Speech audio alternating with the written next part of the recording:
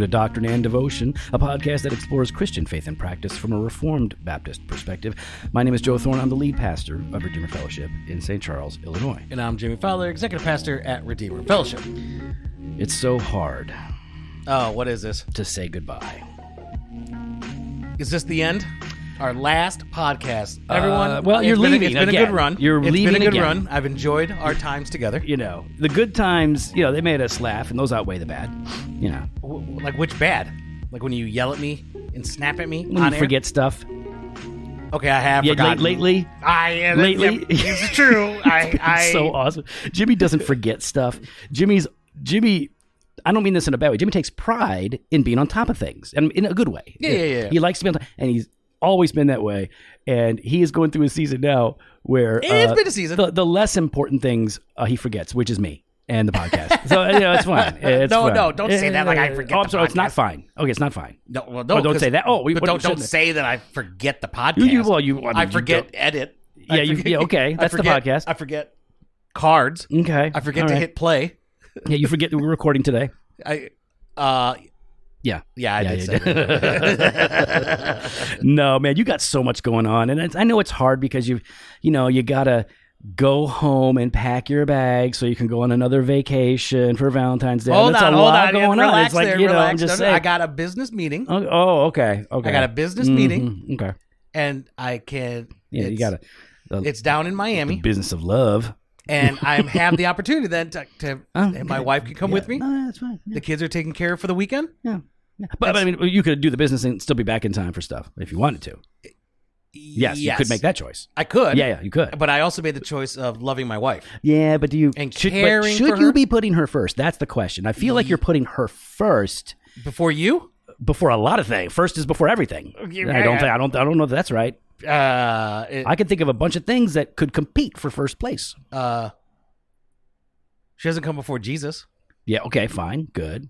So there you go. Yeah. Well, there's other things too. Yeah. What? Me? Members meetings that I'm we gonna have try this to make it weekend. back. You ain't got to make it back to members meetings. Yeah. You'll make it back, and everybody else will be watching the Super Bowl, and there'll be like 3 of us at the meeting. It's gonna be a great Yeah, see? members So meeting. why are you yelling at me? Am I yelling? Is this? You are such a I woman. am hurt. This is yelling. I am Me just hurt. talking to you is yelling. Oh, wait, hold on. Oh, you're just loud in my ear. Oh, Never is that mind. it? Now Okay, I get it. okay. Now I see what it in is. your ear. I like how you identify. You have one ear that works. you're loud in my ear. You're loud in my ear. Yeah, I'm going to man. miss you, but, go Are you get gonna some sun. are you seriously gonna miss me? Of course. Hey. Why would I not? Well, nobody else misses me when I'm No. gone or when they're gone. No, literally nobody. Nobody. I believe the last time I left, we sent you a card. Yeah, you did. You guys were all out of state. I have it up on my wall. Yeah, I know. That's why I feel pointed to it. because it's so rare that anybody misses me. Well, And I was we like, missed you, and we thought Yeah. of you. I'm out of the pulpit. Nobody misses me. All they can do is talk about how awesome Travell is, which I am so glad for. Yeah, man. So it's good to see you. Good to see you. Good to hang out. I'm Are we glad done we're yet? No. Oh. We gotta put a little bit of time in here. Oh, okay. But you know what? While you're gone, here's what people should do. All right, while they're gone. While Jimmy's gone, Yeah. this Oh, weekend. But if you're in the Miami area, No. Doesn't care where you are. While Jimmy's gone, you should head over to Jofo's store because we got hoodies. ooh, We now have hoodies, and people are jumping on it, yeah, getting them. Yeah, they're pretty cool. you New know, designs, fresh designs. yeah, you know why I don't need a hoodie? Because you're gonna be in Florida. South Beach. Yeah, South Beach. Are you gonna assimilate into the South Beach culture when you're down there on the beach? What does that mean? You don't know what assimilate means? To No, I assimilate know what means, assimilate I'm means. But sorry, what okay. am I? What is? Well, What's the South Beach culture? Sorry, I honestly don't know. You've never been before, I guess. No, You've never been to Miami, South Beach. never. Okay. Never been to South Beach. Well, bring a thong. That's all I'm going to tell you. Wait, you're what? You're going to really assimilate because you're going to wear a thong. Well, I was going to ask. Got suggestions? Let me know. About what? Oh, just What things to to wear? do. Oh, what to do. Things Yeah. to do. Yeah. We're going to be going out. We're going to, we got Friday, You Saturday. should go to that restaurant where they filmed Chef when he was making the Italian, the Cuban sandwiches and all that. Down there in Little Havana. There you go. I've been there. Have you really? Yeah. That's awesome. Mhm. Man. Okay, no, that's a great suggestion. So yeah, that Little Havana's cool. So, but South When Beach did you is- go? years ago for it was really nice too. For Acts 29 retreat, Jen and I went, and it was a really, really nice time for us. All right, well, yeah, see? Yeah. So why can't you be excited that I'm going to go and have a nice Oh, time? that's easy, because I'm not. I'm But going you with can't be excited for me? No, I can be excited for us, but I can't be excited for you. Wow. Wow. There's no you and us. Oh, wait a minute. Yeah, There is. Dang it. I'm so happy with myself. You dummy. By the way, at the discipleship group today, I made an amazing joke that I'm not going to share on air. Well, why would you do Just that? because I'm letting you know so I don't forget. You know, I forget stuff. Yeah. So I want you to remind me. You're not going to share the joke. Definitely not going to. It is more of like a small group. You know, a discipleship group is just a couple guys or a couple girls, and you have conversations there that are appropriate for that context and that mix. You know, if you had a couple girls here and hey, we had a great conversation, but I can't share it on air, you'd be like, okay, it's fine, just share it off here. Same thing. All right. I'm going to trust you, but I really want to know. Oh, it's good. Listen, I've been riding high on. Was it about me? No. It was just I was being funny, and I almost made Stephen Kopalchik fall out of his chair. Oh, really? So I felt pretty good about that. All right. So we got an email or a message. I think we got it through actually Instagram. Yeah, we get all kinds of stuff. Oh, I'm sorry, Jimmy. Am I interrupting you while you're texting? I did just get a call from a customer. Oh, I'm sorry. Okay. I'm sorry. I don't want to intrude on your time. No, I just told him. Yeah, you shouldn't have told him anything. Well, I got to respond. No, you don't. Yes, you do. No, you don't. You don't respond to me when I text you. You're not paying me. You're not paying me the money this guy is. Yeah, but he's not paying for this time. This is our time. I know. I'm here. Yeah. That's why I said. Yeah. I'll call you back. Yeah. Give me. Mm-hmm. Yeah, I'm gonna drag this out. It's gonna be the longest recording session ever. I'm gonna milk this time. But besides, man, you could like wind up on the Lost Island or something on your flight. Like, who knows what's gonna happen? You might not come back for years. You never know. Why are you such a downer? I'm just saying, like, I'm trying to be prepared for the worst. Oh, you know what? That's kind. Yeah. That's kind. No, that makes me feel, that shows me. You can enter an alternate dimension and then you'd be gone. And I guess we'd be okay. I'd have Krista. We could do the podcast, so that's not too bad. All right. So, Joe, today we're looking at starting a small group. Yeah, we started talking about small group stuff recently. Yes. And some guy emailed in and he was like, hey, man, how do you start a small group? If your church doesn't have small groups, what do you do? Like, how do you go about that? And which is an interesting conversation because it's more complicated than some people would think, just because of the nature of church and pastoral care and all the things that go into it. Control issues. Well, yeah, some churches have there's good control issues and bad control issues, right? Yeah. Yeah. I mean, there are. It's quality control. Yeah. So if you are looking to start a small group in your church where there aren't established small groups, I mean, obviously, there's nothing wrong with Christians gathering together. No, no one can stop us from getting together to just read the study, Bible, talk, pray, hang out. I mean, oftentimes it can happen organically, right? Yeah, it should be. It should be, right? Often just getting together with friends and with mates and just asking, what are you reading? Mm-hmm. What are you learning? Yeah, that's all good. But starting an actual small group gets complicated because starting an actual group that's going to regularly meet, it has the potential to do great things, but it also has the potential to create some distraction or even division in a church if it's not handled well. Yeah. So, I guess we'll start with, why do you want to start a small group? That's maybe a place to start in your own mind and in your own heart. Yeah, and so if it's just like the fellowship that you're trying to kind of create, because some people are looking for that. They're looking for opportunities to be in fellowship with other believers. Make friends. Then, just try being hospitable, invite people over to hang out. Yeah, you don't need a small group for You don't need that. Just invite people for dinner, invite people for a movie, invite people for game night. Yeah, easy peasy. Or if it's not, it's simple. It's not easy because you may have to overcome some social anxiety or barriers. Oh, it could be intimidating. Yeah. It could be, it takes sacrifice, right? Yep. Like you're sacrificing your time. Depending on the event, you're sacrificing finances, right? Yeah. There's a number of things that are at play here. Yeah.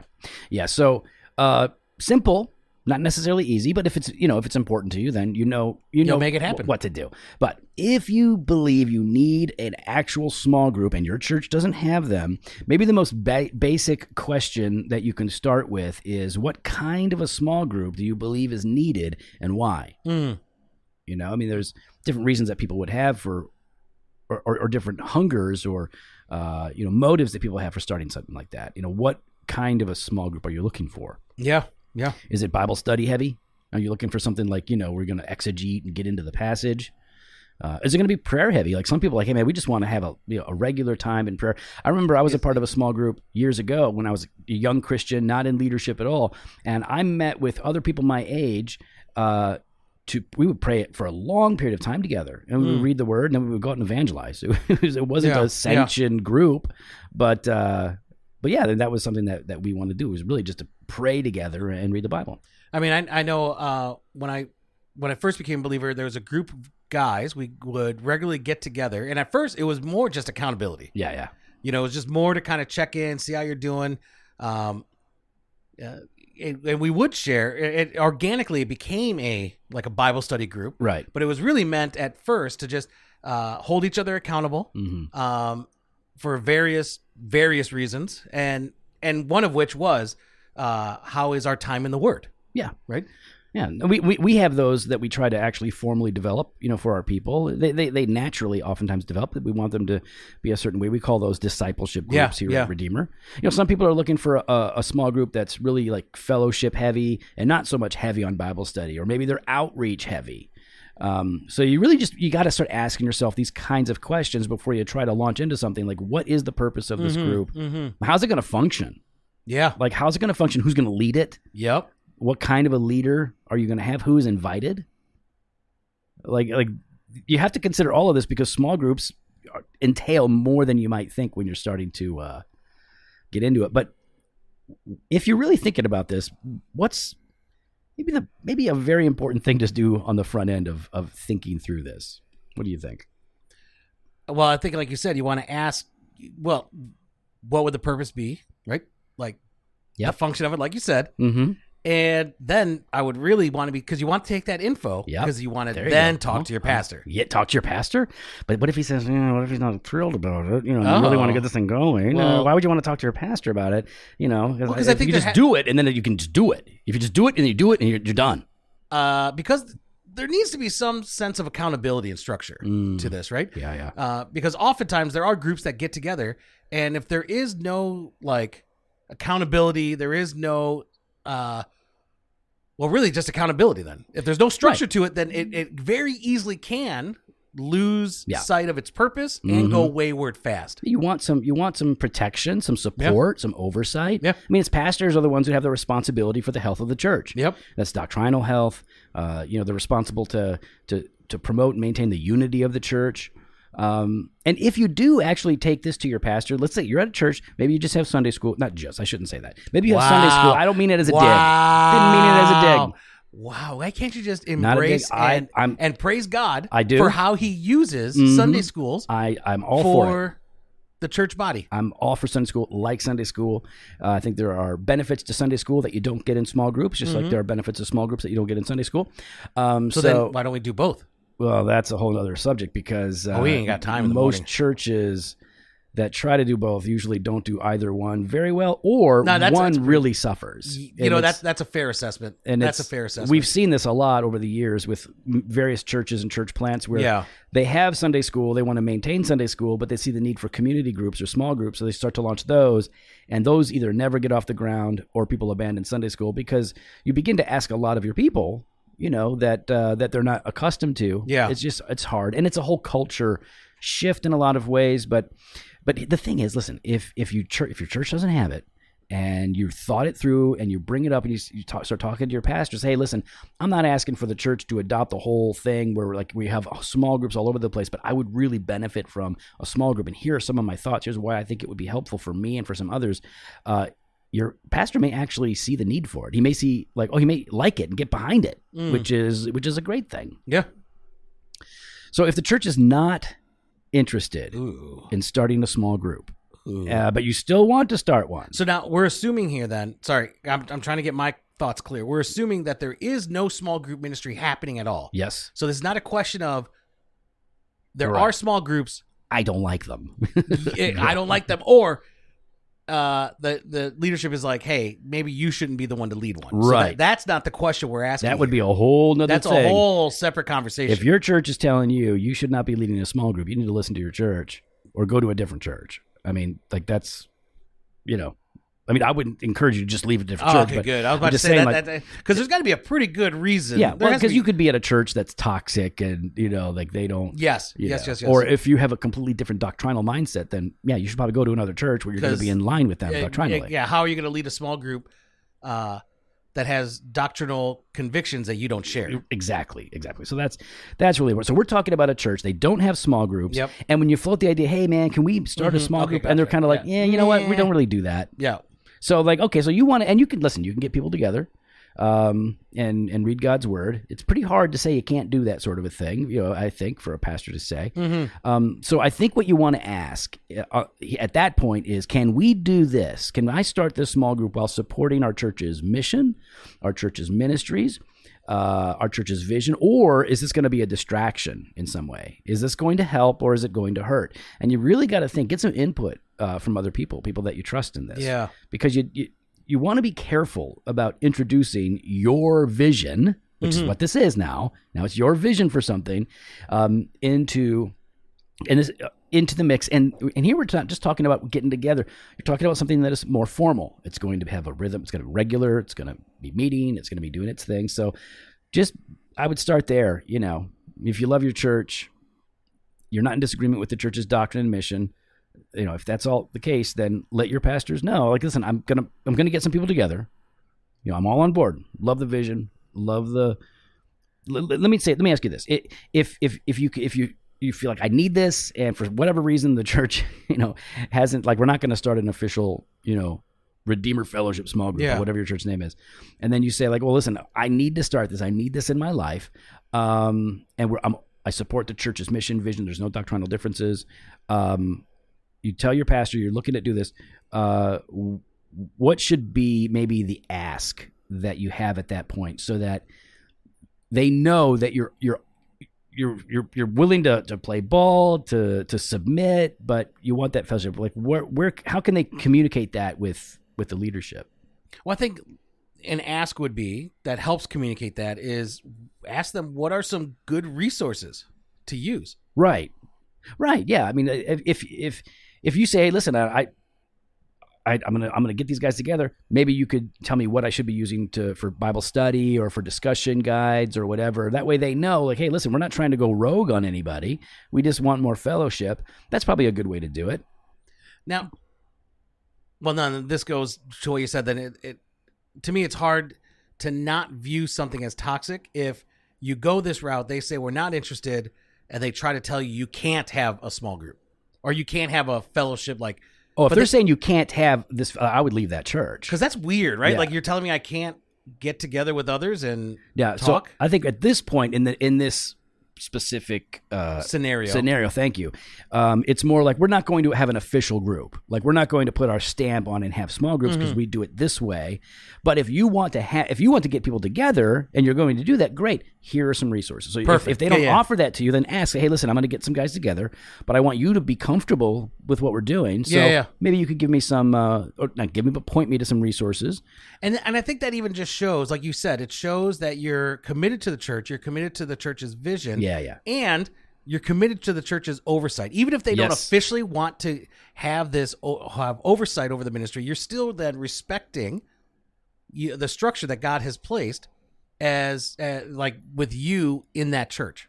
Yeah, if people said, hey, listen, we don't have like a weekly prayer thing at our church, and I just want to get some people together in my home to pray. And so I wouldn't say like, no, you can't do that. Don't you get together and pray? I don't like that. But I would want to know, like, a lot of things would come into play. Who is this person?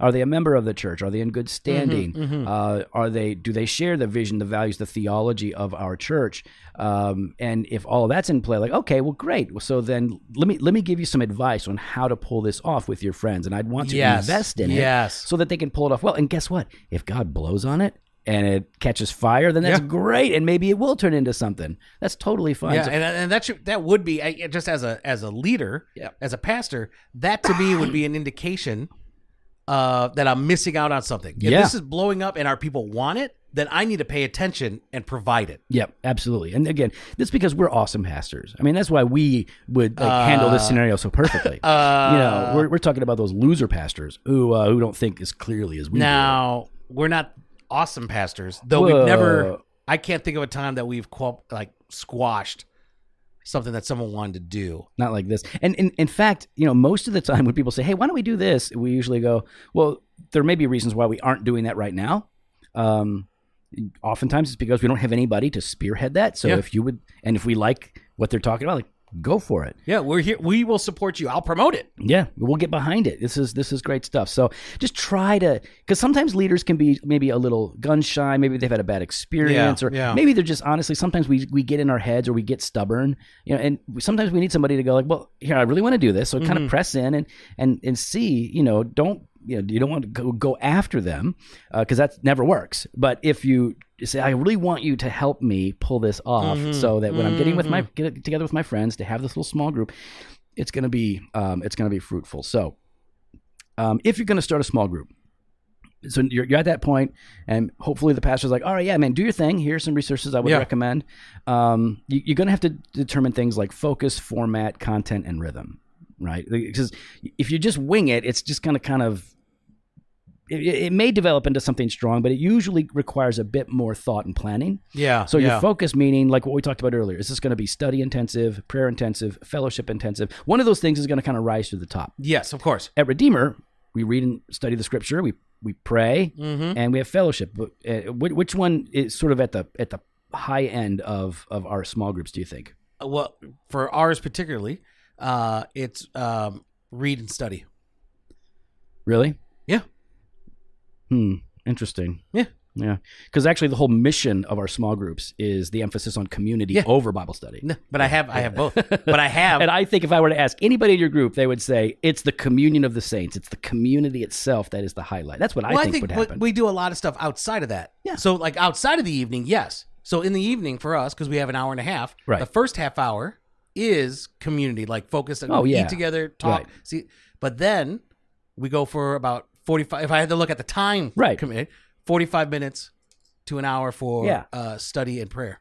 Yeah, well, I think that's. But then we also have lots of other things outside of that Thursday evening.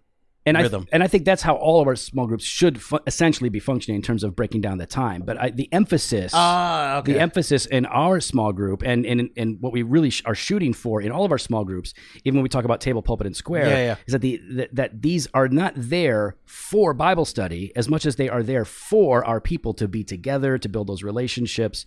That's sort of like the emphasis in the overall sort of strategy of them. But what I find is even with that study, it what's the word I'm looking for? It like facilitates. Thank you. It facilitates that community. Yeah, there's a transparency there and an honesty there, and a vulnerability there that it can only come through trust. Yeah, maybe here's a better way to say it, and this is how I say it in orientation. Go ahead, please say it better than me. No, better than I said it earlier. Oh. Is that the point is not Bible study. The point is community. So see, the way you worded it to me was confusing. Yeah, no, I did. And now I understand I messed where up. You went wrong. No, I was wrong. It happens. Listen, I got this one out of the way. It's only February. So I have a nice long run for the rest of the year where I won't be wrong on anything. But no, that's really the way that I try to say it is like the point, because like some people think, well, the point is Bible study. And if that's your point, that's fine. But no, so like, you're going to be heavy in your CG in terms of time, on the discussing of the Scriptures and digging into that. But really the point of all of that is to bring people to this point, like, oh, we're having real community. Yes. And that's reflected in your group to a very high degree. Your group is, I mean, and I think all of our mine? groups, Oh, when I said your, I'm looking at you and I'm saying your. That usually means well, I don't know. Your. You might be talking the royal your. But yeah, no, but in particular, and again, I'm going to say it like this. All of our groups are awesome. I think all of our groups really do have that point of developing community. But I see it in yours, and people see it in yours very evidently when they get to peek in or become a part of it, because while you do the study and the prayer and you have meals together and then you get together outside of that, that is the reality that you are biblical brothers and sisters and friends together. It's not just we're going to get together, we're going to do this thing, and then we're all going to go our own way. Like, just kind of going through the motions. All right, people are here. Let's check it off. Yeah, we're done. Bye. Yeah, so you want to have, what's your focus, right? And you could even see, like, it's complicated because even as you and I are just talking about it, like, how you word it is going to, like, kind of have an impact on what your expectations are. So you want, I mean, not just expectations. I think it'll, like, your own expectations, but then how people know how to engage with it and what to their expectations. Right. And so with focus comes like expectations, right? Yeah. Like it's like, what should they expect? What can they expect? With much power comes more responsibility. That's not the quote. What? That's not the quote. You with much strength? Nope. And you're the Marvel nerd too. Look at you. I'm drawing a blank. With great power comes great responsibility. There it is. You need to get away. I'm officially, listen, Jimmy, I got right to now. go. I am now giving you my okay. Oh, thanks. You have my permission. Permission granted. Is that it? Permission granted for you to go away. All right. So you want your focus, you want your format. Yep. We've already been talking about that. Like, what are the components? Like, like 30 minutes or so, fellowship, hanging out, eating chips, dinner, or whatever. Get into the prayer time or the Bible study time, and then after that, prayer time, whatever. Yep. Yeah. Then you need to know your content, like you said, right? Yeah. So for us, we go through my awesome sermons. Correct. And I mean, listen, there's like there's a method to that madness though, right? Like there's a reason behind it, and that is we really value the teaching of God's word. And so for us, at least as I view it, and Joe could correct me, but we have our time on Sunday morning and we hear the preaching of the word, but oftentimes, at least my experience has been, I hear it on Sunday, but I don't really reflect on it throughout. We get busy. We get distracted, busy. But now I have built in this rhythm where I not only hear the word preached, but I get to reflect on the word that was preached and then discuss that word with my fellow brothers and sisters in Christ. Yeah, and that's what's fun about it with the content. If you're going with like a packaged content, that's totally fine. There's some really good stuff out there. We happen to use Sermon Guide, and if you want some ideas on how to use your pastor's sermons for your discussions, we did a whole Banter of Truth episode that's available to everybody. Just a couple days ago, you can check that out. Rhythm. How often are you going to meet? Is it going to be weekly, every other week, whatever?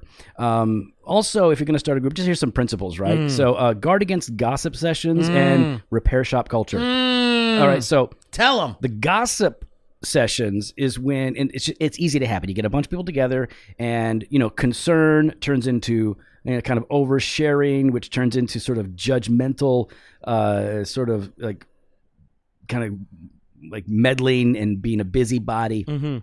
So that's a problem. And then what I mean by repair shop culture is, a small group might occasionally be the time when you can solve somebody's problem that they're sharing. But most of the time, you don't have enough time or insight to fix a problem that somebody brings up. Yes. And repair shop culture means like you're just trying to, like, somebody's sharing during prayer time, hey, listen, I'm struggling with this. And then everybody chimes in. Here's how you fix it. Here's it. Okay, probably not most of the time going to be the best route to go. And so I agree. Absolutely. And instead of but. And what that does then when you don't allow that to happen is you don't allow others, because some people have a victim mentality or they have a lament mentality where they will then, you're feeding then their need to complain and to be depressed and to have others then, like it's, I don't know how to word it to that. Like you're feeding something unhealthy because then if the same person, you're going to see it, it's going to happen. I've seen it. It's going to happen. An individual then routinely is monopolizing the time. Yeah, we're actually going to do for our all access members, we're going to have a whole episode on Banter of Truth about troublemakers in small groups. and one of them is like the soul sucker. It's the and again, like being needy is not if you're needy, you're not a troublemaker. But there are some people who like are chronically intentionally needy, and they really are. It's a victim mentality that stems from self-centeredism, So yes, it prevents against that, and it also allows other people then outside of the group to meet with them and to help them if they have wisdom or need help. Yes. So you want to just guard against repair shop culture, for sure. But Jimmy, like, do you need a leader if you're going to have a small group? And like, we don't have a leader here. We're just all brothers and sisters. We're all just brothers and sisters. So, priesthood of all believers. Do you need a leader? And do you need somebody? Or can you just kind of just let it all happen? No, you need someone. Okay. You need someone to facilitate, right? Okay. Someone that's going to facilitate discussion, right? They're going to kind of lead the discussion and help prod things along. That way your time's not wasted. You're going to need someone that's going to be able to help facilitate communication with the group. Mm-hmm. Someone that's going to manage the calendar, right? Someone that's going to maybe send out and record, like they're going to record and send out the prayer request. So for me, I facilitate RCG, and Michelle handles a number of administrative items. And so do some of the other ladies and some of the other individuals. You just got to be, people need to be in place to do all of these things. Correct. So I know going in on, which for me, it's just a blessing. I know going into my CG, my role is I'm preparing for the conversation. I'm preparing for, leading people through the CG discussion guide. Yeah. Everyone else knows what they're doing, and other people have, they take care of like food, childcare, prayer requests. And that way everyone has a prayer request. And actually that's a huge blessing to me throughout the day or throughout my week. I'm able to look and see during my prayer time with a prayer request. And then I'm able to send a message saying, hey, how are things going with this? How are things going with that? Man, and I'm going to say two things here. One is a compliment here. And the other is a criticism. No, it's not. One, I have a compliment for you, and then something that I'm excited about. So guys like Jimmy, guys like me, I guess, we can wing a lot of things. You can wing things and get away with it, and people might not know. Yeah. Like this podcast. We wing the podcast. You probably can't tell with that. Right. But Jimmy does not wing his small group. Now, he could just listen to the sermon and then just riff on it, but he doesn't do that. I know that Jimmy listens to the sermon. If he wasn't able to be in there, he'll listen to it. He'll follow up with me on stuff. He puts actual, like a good leader should, into the content and in preparation for that. So, and in one, I don't want to look a fool, right? Somebody catch you. I don't want to look a fool. But then two, I don't want to be disrespectful. Here are individuals that are part of the group that you're leading, and they're trusting you to facilitate conversation. You come unprepared and wing it. Yeah. To me, why am I here? No, for real. I would be absolutely, and I know this is bad to say. Maybe this is judgmental. If it happens once, it's fine. If it happens, you know what I mean? But if it's consistent, I would be offended. Like, my time is not as valuable to you that you can't prepare for this. You don't care about what we're doing at this point. Correct. You now, don't. And now, again, let me put a caveat. If there's a season for somebody, at that point, it's like, well, hey, how about let me help you with Hand it off to somebody. Let me help you with that. Nothing You're wrong still with the that. leader. I'm going to run things by you, but maybe for this season, why don't I facilitate the conversation so I get, so we can be prepared for that's good. Our time together. Other thing I wanted to say was that, so we use the Church Center app because our whole church is being integrated into Planning Center, and they have a number of apps, and the user interface for all of our people is Church Center. Yeah. And so if you're using Church Center, your small group is in there. And so my small group couldn't meet this week. In God's providence, it was prevented. And so I just said, hey guys, we have a little message section in the app for our small group. I said, hey, let's go ahead and share your prayer requests here. And everybody jumped on. Yeah. And they were sharing like praises and prayer requests, and people, super cool, man. I love it. I quite enjoy it. I love seeing the communication. I love hearing. I love that people are, I know it to be true, but seeing the fact that I'm not the only one praying for another individual, it really encourages me. No, to know. And I know they're doing it. Like, I know my group is, but to see that confirmation of it is, to me, I get I get joy out of it. It's a real family. It's the people of God, like being the people of God. I love it. And then listen, and if you're doing this, let your pastor know how it's going, because it will be an encouragement to him, right? It will actually be like, oh, it's going well. Yeah, and they have enough respect keep me in the loop. Mm-hmm.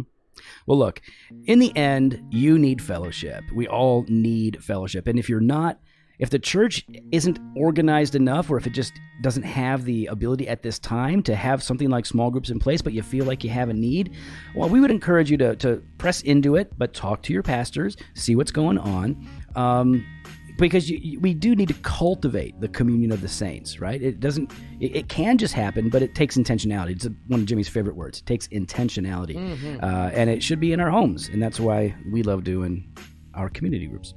Well, we'd love to hear your thoughts. You can follow us online on Instagram and Twitter at Doc and Devo, or on Facebook /Doctrine and Devotion. You can head to the website, doctrinedevotion.com. There you can contact us. You can sign up for the email blast at the store, jofostore.com, and grab some gear. We got that fresh part every Monday and Thursday. We got blog posts and video content over at the website. And we've also got that all-access exclusive content. You got Banter of Truth on Tuesdays. You got Weekday Wisdom Monday through Friday. Head on over to doctrinedevotion.com /all-access to sign up today. Later.